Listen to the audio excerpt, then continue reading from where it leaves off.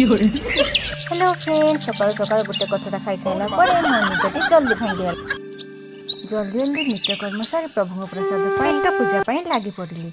आज पेट पूजार morning breakfast होता चूड़ा को क्षीर ब्रेकफास्ट सरला आज जेहेतु 12टी अच्छे 12 पखाड़ बंधाकोबी आलू भजा कलरा आलू भजा कुंदुरी आलू भजा बैगण फाड़ी भजा लुण पियाज कंचा लଙ୍କା चिकेन कषा आउ टिके माछ आउ टिके दही पकईकि आज पखाड़टी खाऊँ।